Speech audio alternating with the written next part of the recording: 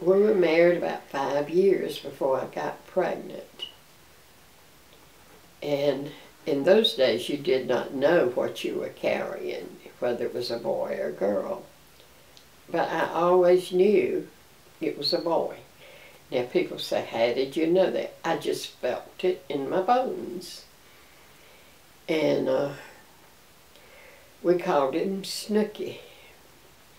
And I had a lot of heartburn, and I didn't know then, but they said when you have heartburn, your child's going to have a head full of hair.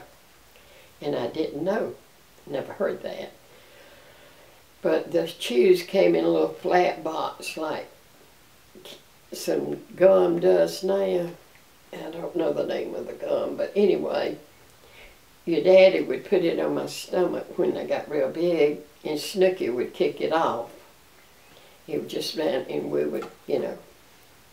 And we lived in 3 rooms on Lee Street. We had a living room, a kitchen, and a bedroom. And somebody lived in the other side too, you know. So, which house was that on Lee Street?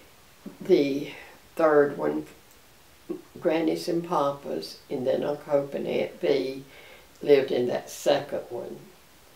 But it was really Uncle Hope and Aunt Deesey then. She died before he married Aunt Bee. And then that 3rd house, white, I think it's still where white. Uncle Hope used to... We lived later. Yeah. Yeah. That was the house. And Dan was supposed to be born like October the 15th. Well, on September the 28th, it was really warm, and we went to the drive-in to see Around the World in 80 Days.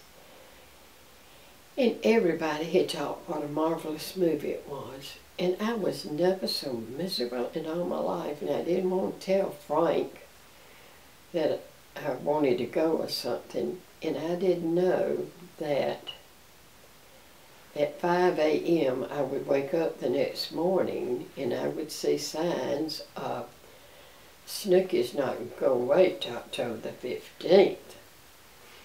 And I got had a lot of pain, and I went to the bathroom, and Ruth lived in Greenwood then, and I called Ruth, she and Sanders, and I wanted to tell Mother and Daddy, I wanted to call them, I just wanted to hear their voice.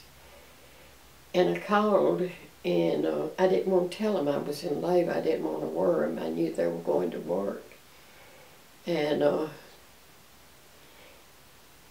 Daddy was just nonchalant, and I wanted to say, oh, Daddy, I'm fixing that baby, you know, but I didn't do that.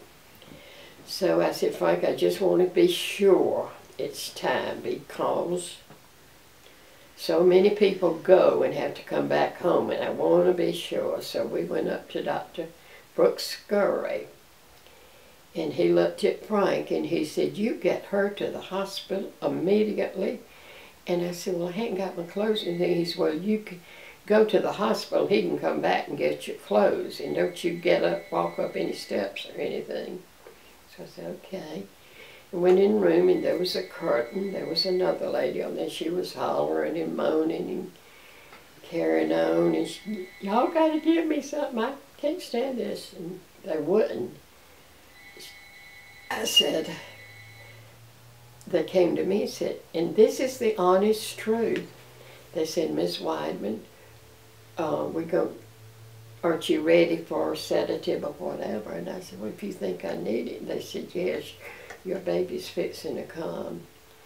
So I think I went down there about 12 noon, and at 1:25, Dan was born. That's the truth.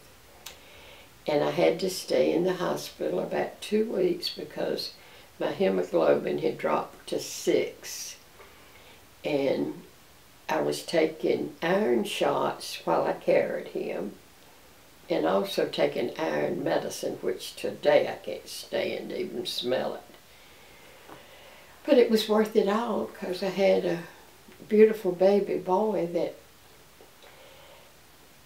Ruth said she was afraid he had a water head because he had such a big head, but I thought he was beautiful. And when they brought him to me, they had a big, his hair was long, and they had a big curl up there, and I said, this is a boy, don't put a curl on his head.